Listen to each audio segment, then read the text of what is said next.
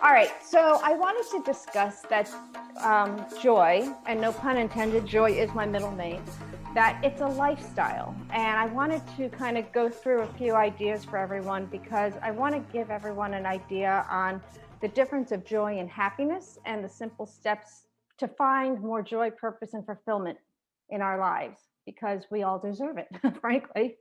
So it is thoroughly time to unleash our joy. Oh, see, here I go with technology. Um, I bring out this picture of the TEDx stage because I didn't really put my whole story together until I took TEDx. Yes, I'm a molecular geneticist many, many years ago. I'm 56 right now. Um, but it wasn't until I took the TEDx stage for my talk on the science of loneliness and isolation to actually come out and say I was a molecular geneticist who discovered a gene in fruit flies that impeded flight. It was a mutation I found. It's called TU36B. Um, but I never gave myself credit for that. I used science in the science lab to hide. I went into the science in graduate school lab because I didn't get into med school right away. So what did that do to my mind? One, it was a failure. I didn't get into med school. Um, and I was the people pleaser. I was, parents, teachers, everybody else pleaser. So for me, it was a hiding spot. But as I unraveled my story and my journey, what this did for me is realize that yes, I was a woman of STEM. um, yes, I discovered something, but I impeded my own flight. And I basically lived in my own fear of showing myself. And so oh, I always want to use the back arrow. I'm going to skip through these appearances that I just had. I do want to talk about feed your mind good fats and not bad fats because I just did California Life and Tampa, Florida. But what that and keep this in mind as we go through the talk. So we tend to talk the bad fats. These are my bad fats: fear, anxiety, tension, and stress. And the good fats are forgive, accept, trust, and serve. And that's a lot. And it seems like, oh, that's a cute acronym, but that's a lot to unpack in that because the forgiveness is for ourselves. The acceptance is for us to not worry about what others are thinking. And something about trust, we're not taught how to trust. We come into the world and we, you heard all of that. Okay. We come into the world and we automatically are told to trust others. We're automatically taught to love others. But the idea of self love and trusting ourselves and our instinct is not a natural occurrence. So when we come up in life, we all have some sort of trauma in our life, something. It could be, for me, it was my father saying I was disappointed because. Um, that word kills me. And so when I hear someone say to a child disappointment, I'm like, oh my gosh, it triggers me into something. Um, and trauma is a huge span, as we all know. So there's something that triggers something later in life. And so what I like people to look at is really what are those things that makes you uneasy, that suddenly you say, where does that stem from? And very often it goes back to our childhood. And real quickly, I'm watching the clock, real quickly, the science of fear is very tied into that because fear is a real thing. So many people will say, oh, fear of evidence appearing real, just do it anyways. Well, that's great, but there's a lot to unpack in saying doing it anyways.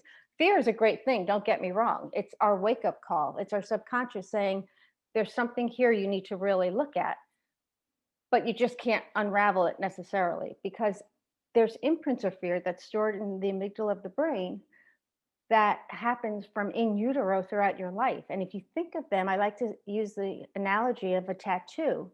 If you think of it like a tattoo or a stamp, every scenario where there's a reaction to, that's another stamp. So in our early childhood years where we don't really process things until ages, 7, 8, 9, That's a lot of stamps of your life that you don't really understand. But the main point here is difference of happiness and joy and why joy is a lifestyle and a lifestyle change. So Sarah Silverman, who's I think hilarious, came up with this and she said, I think the difference between being miserable and finding happiness is a matter of perspective. If you live your life defining yourself by what other people think of you, that's self torture. And that I love because I think it's true. So happiness is a choice. It's a choice that we can make to practice. It's an outward expression, it's an emotion, I have to move everyone that way. And it's in the moment, right? It's more of the reaction. That's a fabulous thing. But in that emotion, people do deal with issues of depression, issues of loneliness, issues of isolation. There are real things that get stuck in that. They, oh, I lost my cursor. The difference is what is joy? So, joy is more of the inner feeling, happiness being the outer feeling. Joy is in your heart and your soul. It's actually more of, you think of it as your subconscious, right? It connects the meaning and the purpose and really connects your, I like to say, the higher power, your self confidence, your worth, your clarity, your self worth becomes a way of living. So as happiness becomes sort of, I'm happy because it's a great day, life is good.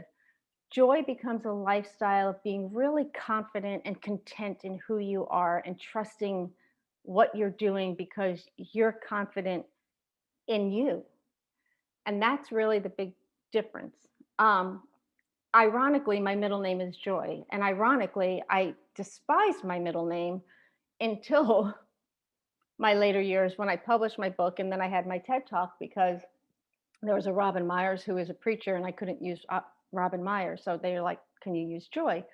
I never found my true joy though, like truly finding my joy until I could really sit comfortably in me and say, I really do love and trust myself. And when you do love and trust yourself, that's when you show up better for everyone else around you.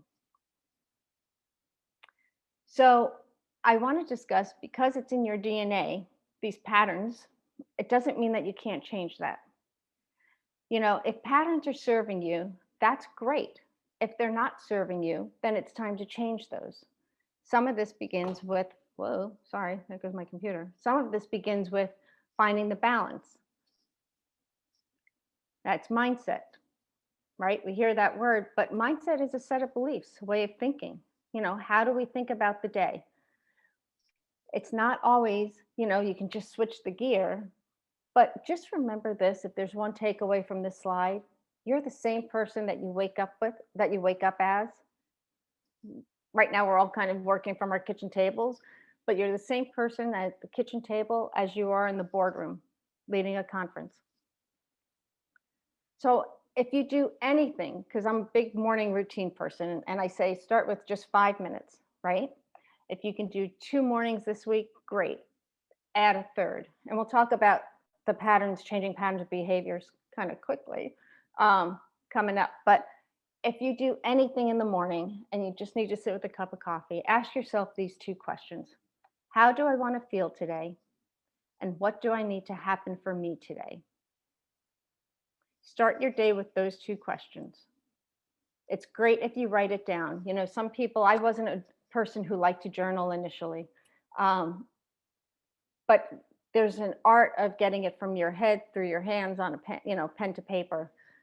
Answer these two questions on a daily basis. And what it does is really set the intentions for the day. The evening, I'm a big believer in evening routine, kind of start to shut down, right? What are you grateful for?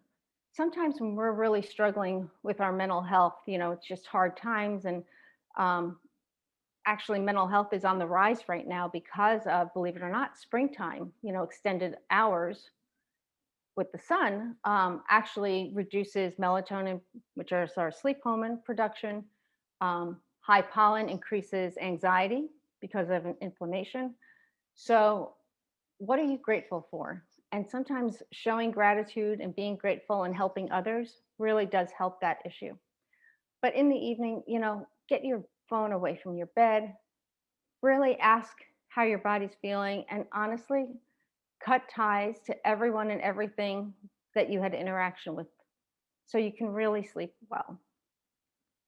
Simple steps to press the reset button. I like being able to get outside. I like having a great power song, go dance or sing like, nobody's listening.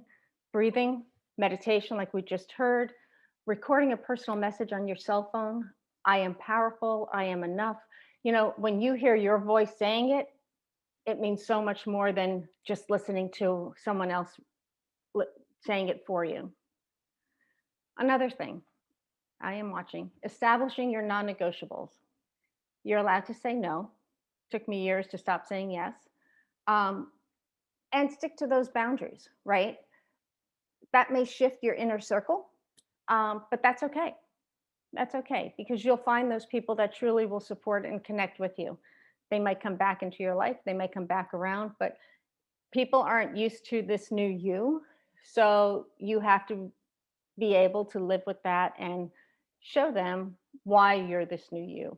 Um, and be comfortable with it and know that you're okay. You're not going to please everyone, but the most important thing is you have to truly love yourself. Patterns and behaviors. Neuroplasticity is the science of this, right? But our brain has the ability to change its physical and structure based on our input from our behaviors and emotions and thoughts. We can change our patterns and behaviors. So if something isn't serving you, create a new pattern. And here's the trick. I'm going to flip through this because we don't have a lot of time. Um, Here's the trick though. Your brain is a brilliant, brilliant machine. It likes old patterns. It likes the way you've been doing things, even though it might not be serving you great. It likes it. So your 5-minute morning routine in a couple weeks might be like, you're tired, you stayed up late. Why don't you sleep in? And you have to be strong in yourself to say, I'm going to get up and do this. So just that's why you build these patterns slowly. That's why you can't just jump into, go run a marathon tomorrow and you've never run in your life. The other thing is just knowing that, reminding yourself you're enough. Totally trust your actions and your decisions. Always know that you are completely worth that. So, professionally, personally, you are the common denominator. We have the ability, once we kind of take ownership and we kind of forgive ourselves from, even if it's a past trauma, you have to be able to forgive yourself and relieve. You don't need to feel guilty for something that you weren't aware of or you couldn't even understand from years past. And you have to be able to say, I forgive me. I might not forgive that person. I'm putting it aside though that I have the right to move on in my life. So joy is really just own you. Few reminders. Alone time is this time of solitude and growth. It's so important. This 5-minute morning, start it. Trust you and your instincts. You're always worth it. My 3 C's: choice, chance, and change. Any stage of your life, we always have a choice to take a chance to make a change. And it might feel uncomfortable, but it's like starting a new job, right? It takes a learning curve. So be comfortable with yourself and just own you. So trust and self love equals joy. How am I doing on time here? I'm like flipping between. Um, I just want to say this quote I love by Dr. Seuss: today you are you. That is truer than true. I have to move my thing. There is no one alive who is youer than you. So again, learn to pause. The biggest, I guess, thing I can tell you in this quick time and turnaround is when you're at this crossroad and you're questioning, take a deep breath and just pause. You know, whether it's a phone call, someone's asking you to do something, you don't need to respond right away.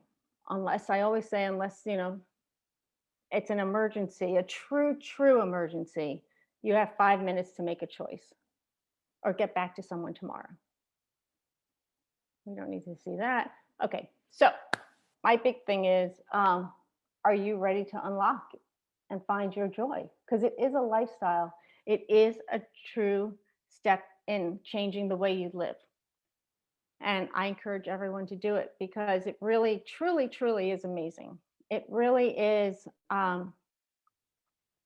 It really is a lifestyle that you will find that when you truly, truly embrace you, everything starts to unfold in your world.